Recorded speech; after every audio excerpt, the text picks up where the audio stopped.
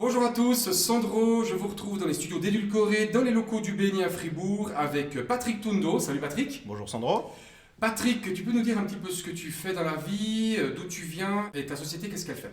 Je viens de Lausanne, j'ai mon entreprise qui est à Bussigny, l'entreprise Asimba, entreprise de services informatiques au service des PME, et puis on fait tout ce qui est services informatiques pour les entreprises, tout ce qui est système informatique, cloud, et j'en passe. Et j'imagine que par rapport à ça, ça peut être des petites entreprises, des grandes, des indépendants, toutes sortes de clients en fait au niveau du marché actuel.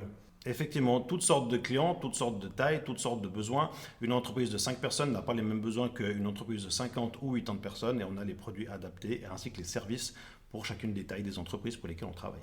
D'accord, mais du coup tu adaptes la demande, c'est-à-dire toi-même tu peux livrer le matériel, tu peux installer sur place, ou bien le matériel existant sur place, tu peux aller dépanner ou leur déployer encore des choses supplémentaires. Exactement, donc on peut s'occuper de tout ce qui est la gestion du matériel du client. Dans le cadre des projets, on fournit également le matériel qui va avec, de telle façon qu'on puisse installer à distance, question de déranger le moins possible le client lorsqu'on va installer sur place. On fait un maximum de migration à distance.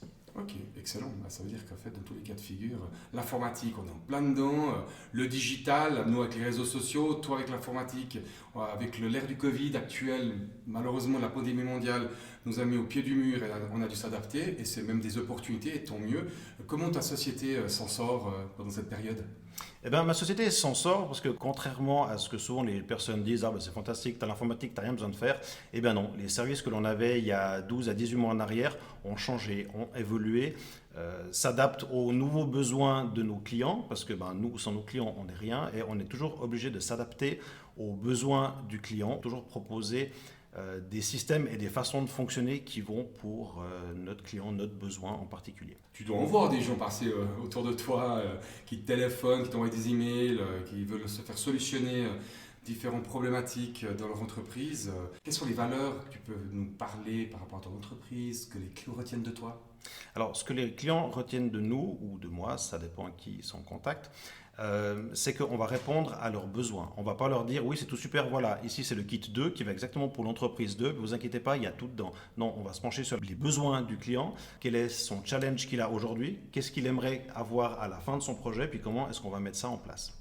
D'accord, donc en fait au final tu as adapté par rapport à ton client, tu vas l'écouter et puis tu peux mettre toute solution à disposition par rapport à cette problématique. Est-ce qu'il y a des choses que tu as vues où tu n'as pas pu mettre en place, où tu as été vraiment face à main en disant bah là j'arrive pas à solutionner? Et effectivement, dernièrement, un client qui est proche de notre entreprise est venu et dit voilà, j'aurais besoin de ça, ça et ça.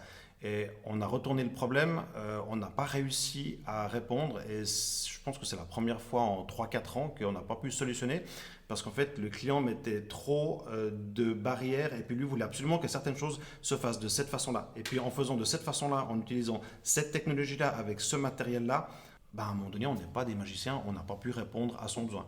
Pour changer ça, pour répondre à son besoin, il aurait fallu faire des modifications du système du client que lui n'était pas d'accord de faire. Ouais, ça peut effectivement arriver qu'à un moment donné, on ne peut pas toujours tout solutionner. Et puis, alors, le client est roi, oui, certes, mais tu as aussi des limites. Et puis, ces limites, essaie de les dépasser chaque jour. Mais tu les adaptes aussi par rapport à tes clients. Donc, ouais, ok, je vois bien. Mais après, bon, et toi et moi, on est au BNI. On connaît les valeurs du BNI. Ce réseautage est super important en Suisse. Qu'as-tu pu recevoir du BNI? Alors, le BNI est très intéressant pour des questions de recommandation. Typiquement, cet après-midi, j'ai un rendez-vous avec un prospect qui est arrivé par tout simplement notre site internet. Et lors de ma séance BNI de ce matin, j'ai demandé un contact spécifique chez cette entreprise-là avec cette personne-là. Un membre m'a rappelé, m'a fait une recommandation pour dire je le connais bien, c'est un ami, je vais lui parler de toi. Question que lorsque tu arrives cet après-midi, il ait déjà une bonne image de toi. Oui, alors effectivement, c'est grâce au comombre, j'entends bien hein, que tu peux réseauter et donc faire des affaires. Oui, oui, effectivement, moi je pars du principe que lorsque je vais aux réunions hebdomadaires du BNI, c'est que je vais à une réunion hebdomadaire de travail et qu'autour de la table, il y a 20, 30, 40 ou 50 personnes qui vont représenter mon entreprise, mes produits, les choses que je vais dire, tout autour d'eux durant leur journée de travail normale, tout le reste de la semaine. Bon, écoute, moi je pense que c'est une bonne chose et par rapport à ça, tu rencontres aussi beaucoup de gens comme moi, tu réseautes. Et si tu as une histoire à nous raconter, un truc qui s'est passé avec tes clients, dans ta société. J'ai une anecdote relativement récente avec le BNI, c'est que j'avais demandé un contact particulier dans une entreprise en particulier. Et une personne m'a dit, j'ai un contact, je te mets en contact. Et une autre personne m'a dit, ah, j'ai peut-être, on verra. Et ensuite, quand j'ai été au rendez-vous, la personne m'a dit, ah, mais visiblement, vous êtes connu parce que ça fait déjà 2 personnes qui me parlent de vous, je comprends pas. Je dis, ah, ok, très bien, bon voilà. Et puis du coup, l'affaire s'est fait très rapidement. La personne n'a pas vu grand-chose, mais c'est parce que derrière, mes membres ont été faire le travail de innocemment parler de moi, de mes services, etc. Donc effectivement, qui donne reçoit, encore une preuve vivante de cette histoire. Bah écoute Patrick, moi en tout cas je te remercie infiniment. Je pense que tu veux rajouter quelque chose. Oui, où c'est qu'on peut te contacter en cas de problématique informatique? Je m'adresse à qui et sur quel site web par exemple? Alors, venez volontiers sur notre site internet qui est asimba.ch avec 2 S et un Y. Ou sinon, vous me trouvez sur les réseaux sociaux, sur LinkedIn, vous mettez Patrick Tondo, vous inquiétez pas, vous tomberez sur moi. Avec plaisir. Excellent. Mais en tout cas, ce podcast prend fin aujourd'hui, c'est super. Merci à tous pour votre écoute. Merci Patrick. Merci Vous Sandro. pouvez nous retrouver sur YouTube, vous tapez BNI Suisse et tombez directement sur la playlist des podcasts ou bien sur notre plateforme soundcloud.com et vous cherchez la playlist édulcorée. Vous tombez aussi sur tous les podcasts que j'ai enregistrés depuis le début de l'année 2021.